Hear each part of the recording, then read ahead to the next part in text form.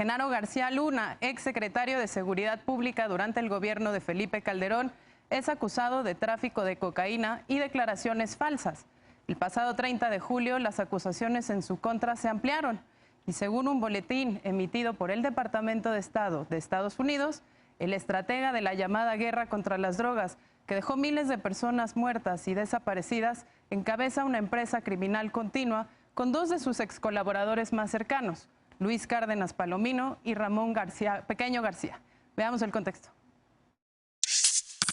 8 meses después de ser detenido por presunto narcotráfico y declaraciones falsas, se ampliaron las acusaciones contra el ex titular de la Secretaría de Seguridad Pública Federal, Genaro García Luna. El pasado 30 de julio, un tribunal federal de Central Islip, Nueva York, apuntó que el exfuncionario encabezaba una empresa criminal continua con sus dos colaboradores más cercanos, Luis Cárdenas Palomino y Ramón Pequeño García. Cárdenas Palomino, ex titular de la División de Seguridad Regional, y Pequeño García, ex jefe de la División Antidrogas, son señalados por conspiración de tráfico de cocaína y, como García Luna, de recibir sobornos del cártel de Sinaloa y de los Beltrán Leiva a cambio de información sensible sobre operativos en su contra, atacar a grupos rivales y colocar en posiciones clave a otros oficiales corruptos para favorecer las operaciones criminales. El presidente Andrés Manuel López Obrador dijo que su gobierno buscará además la extradición del exfuncionario. La Fiscalía General de la República informó también que se iniciaron carpetas de investigación contra García Luna y 5 personas más, entre ellas Cárdenas Palomino y Pequeño García. García Luna dirigió la Agencia Federal de Investigación de México en el gobierno de Vicente Fox y fue secretario de Seguridad Pública durante el mandato de Felipe Calderón. El secretario de Seguridad Pública y Protección Ciudadana, Alfonso Durazo, dijo este martes que 18 funcionarios vinculados a García Luna han sido relevados de la dependencia a su cargo, la Guardia Nacional, el Centro Nacional de Inteligencia, así como la Administración en Penales, en previsión de que pudieran participar en una red de complicidades. Punto y contrapunto. Y para debatir esta noche nos acompaña desde la sana distancia Frida Gómez, asesora legislativa y feminista. Frida, ¿cómo estás? Muy buenas noches. Mucho gusto en saludarte, Lisa, y mucho gusto en saludar a todas y todos. Muy buenas noches. Muy bien, gracias. En unos momentitos más contaremos también con Sara Snap, maestra en políticas públicas y activista, amiga de este espacio y a quien en un momento le damos la bienvenida. De manera extraordinaria, también el miércoles y con mucho gusto nos acompaña Martín Vivanco, académico y abogado. Muy buenas noches, mi querido Martín, bienvenido. Hola, querida, verte. Igualmente. Y como cada lunes y miércoles, Eder Guevara, fundador de Morena y antropólogo. Querido Eder, buenas noches, ¿cómo estás? Querida, muy buenas noches, bien, gracias. ¿Y tú? Perfecto, pues aquí en Ombligo de Semana vamos a empezar con este bloque. Frida, ¿cómo estás viendo tú el caso de Genaro García Luna? Tú que eres una de nuestras invitadas del programa, ¿qué te dicen estas nuevas acusaciones? ¿Qué te dicen estas redes de complicidad? Pero y sobre todo, ¿qué te dice el cese de estos 18 funcionarios que todavía estaban en activo en distintas dependencias del gobierno federal? Lisa, pues esto habla de una descomposición hasta lo más íntimo de las fibras de nuestra policía, que desafortunadamente se permitió que creciera uno de los peores vicios, tanto el narcotráfico como la corrupción, en los tiempos de Felipe Calderón.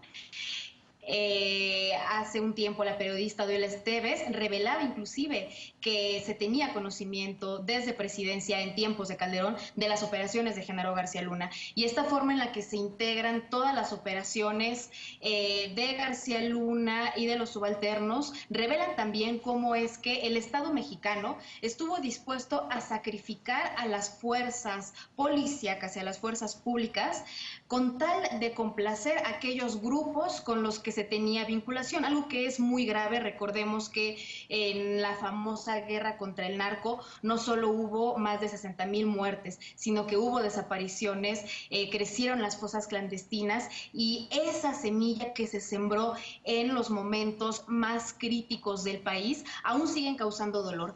Me parece una señal positiva que el secretario Durazo esté también investigando y arrancando a los que sigan vinculados con estos grupos, pues definitivamente es un momento en donde la seguridad genera un gran flagelo a nuestro país, genera muchísimo dolor, pero principalmente genera una sed y una rabia de justicia, porque son familias que siguen extrañando a sus muertas, son muchas madres de feminicidios, muchas madres de víctimas, muchos huérfanos por feminicidios que siguen reclamando justicia, y este es un momento en donde se abre la posibilidad de que a esas familias que perdieron funcionarios, policías, personas en los mandos y por supuesto personas en el territorio que murieron como posibles daños colaterales, como solía llamarlos Felipe Calderón, pues por fin encuentren una ventanita para acceder a la justicia y tener lo que se merecen.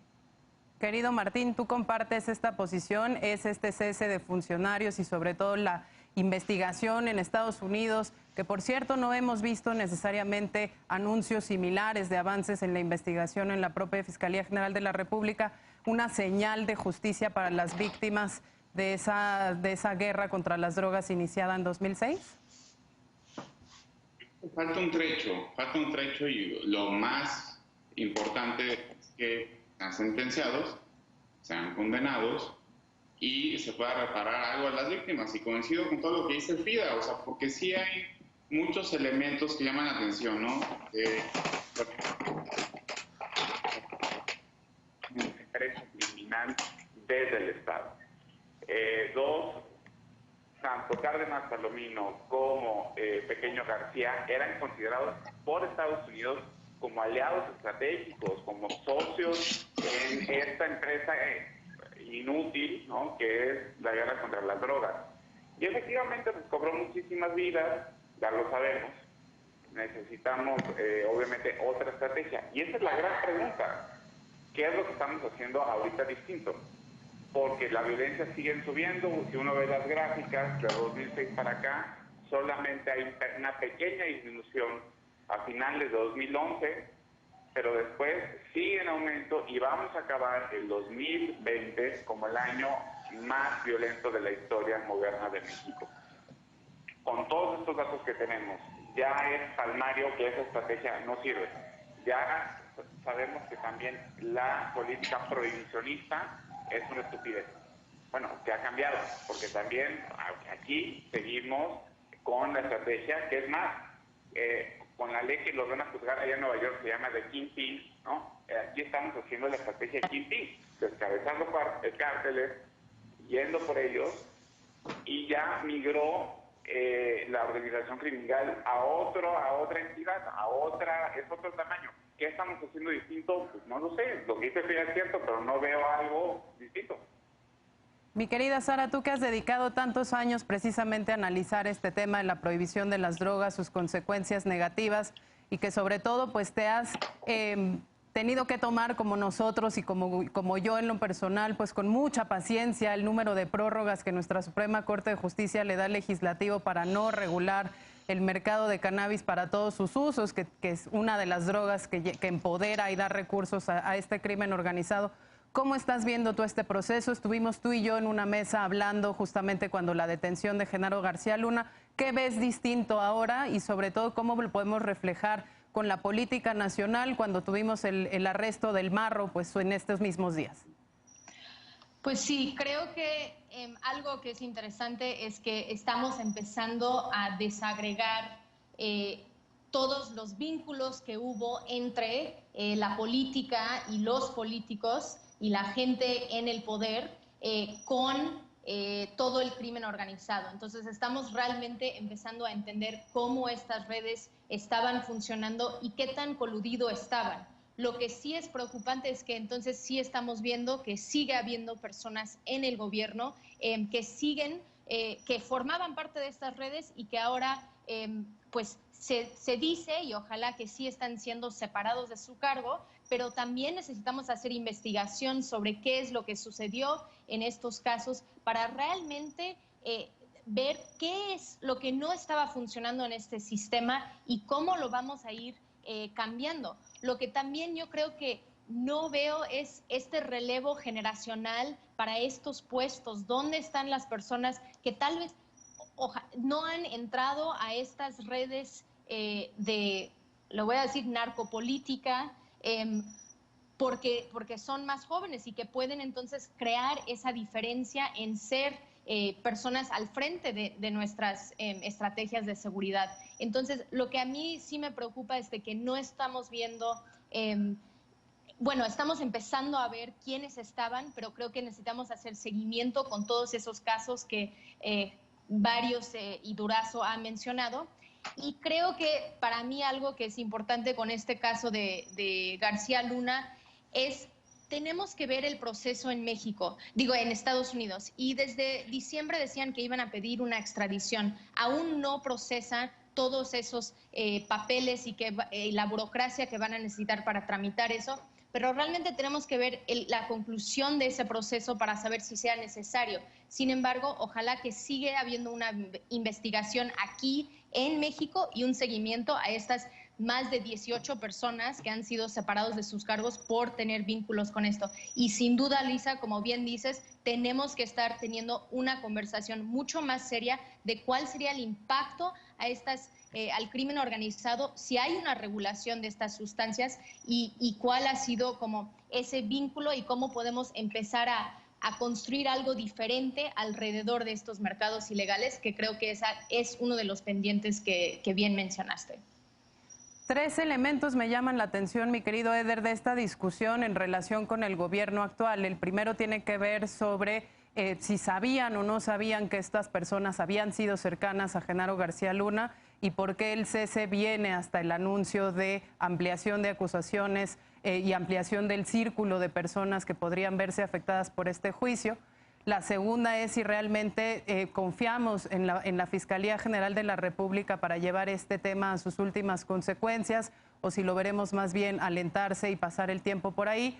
Y la última es, ¿qué riesgos ves tú de corrupción para la actual administración, pues de mantenerse justamente esta política de ilegalidad y sobre todo la presión muy fuerte de nuestro vecino del norte para seguir haciendo esfuerzos de interdicción de drogas? Yo creo que sobre si confiar o no en la FGR, creo que hay que observar con mucha atención. Hasta ahora yo no tengo ningún elemento para desconfiar de la intención de que haya procuración de justicia. Sin embargo, lo hemos dicho en otras ocasiones, lo que sí preocupa es que no se armen bien los expedientes y que se dejen vacíos en lo que se está investigando acá en México. Ya decía Santiago Nieto desde hace algunos días que hay cuentas congeladas en contra de estos 2 sujetos que ahora está buscando Estados Unidos desde el 2019 y también en contra de García Luna y pues ahí hay como muchas interrogantes que se abren sobre por qué, si ya estaban congeladas las cuentas por parte de la Unidad de Inteligencia Financiera de este pequeño García y del otro sujeto, ¿por qué tenían todavía dentro de la Secretaría de Seguridad a gente que fue cercana a ellos? Yo quiero pensar, bueno, primero, no nos habríamos enterado que eran cercanos hasta ahora que el gobierno federal anunció que los destituía porque son cargos de confianza y obviamente se pierde la confianza. Pero yo me imagino que si ya había investigación y esa investigación había arrojado como resultado el congelamiento de las cuentas de estos 2 personajes y hay gente cercana a ellos en la Secretaría de Seguridad y que hasta ayer estaban ahí, supongo que es por un asunto de inteligencia, quiero creer, tendrán que explicarlo. Yo no me gusta mucho especular al respecto, pero no le vería otra explicación lógica. Creo yo que, bueno, platicábamos antier, el lunes, sobre la detención del Marro y yo manifesté que me preocupaba mucho el tema de la posible crecimiento del cártel Jalisco Nueva Generación, que es como el que está contrapunteado con este otro, el de Santa Rosa de Lima, y un poquito por lo que decía Martín, aunque se escucha medio raro su audio, pero si alcanza a escuchar el cuestionamiento a la estrategia de seguridad. Bueno, hay una estrategia muy clara del gobierno federal que consiste en debilitar lo más posible a los cárteles y luego ya dar el paso siguiente, que es el de detener a las cabezas. Ayer en la Ciudad de México se detuvo a Vázquez Aceves, alias el ingeniero, que es una de las personas más buscadas por la DEA y uno de los dirigentes del cártel Jalisco Nueva Generación. A este cártel, igual que al de Santa Rosa de Lima, se les tienen congeladas sus cuentas desde hace meses y se les está asfixiando financieramente. Antes de atacarlos, más bien sin tener que atacarlos, otra vez se hace otra detención sin disparar una sola bala, pero antes ya se generaron las condiciones para poder debilitar a estos cárteles. Se decía en el caso de Santa Rosa de Lima que ya ni siquiera tenía el marro para pagarle a sus sicarios y a los empleados que tienen el cártel, porque el gobierno mexicano los asfixió hasta que se consolidó la detención de este sujeto. Yo creo que hay una estrategia muy clara sobre el asunto de la confianza, toda mi confianza al sistema de impartición de justicia. Sin embargo, creo que se tienen que ver con más claridad las investigaciones. Anabel Hernández ayer decía que el gobierno mexicano está investigando a dos personajes muy cercanos a Pequeño García, que son Antonio Pérez y Felipe de Jesús Gallo, que fueron operadores muy cercanos de García Luna y también de Felipe Calderón. Entonces, pues hay que ver cómo prosperan estas investigaciones y qué información aporta México al juicio que se está haciendo sobre García Luna en Estados Unidos. Pues muy bien, seguramente este tema nos va a seguir dando de qué hablar en mesas subsecuentes y vamos a ver cómo podemos medir la eficacia de esta nueva Fiscalía Autónoma con respecto a sus resultados. Vamos a un corte, regresamos. Ante la pandemia, las autoridades seguirán con clases virtuales y por televisión. La ONU advierte el riesgo de deserción escolar y retrocesos educativos. Regresamos con esto a Punto y Contrapunto, no te vayas.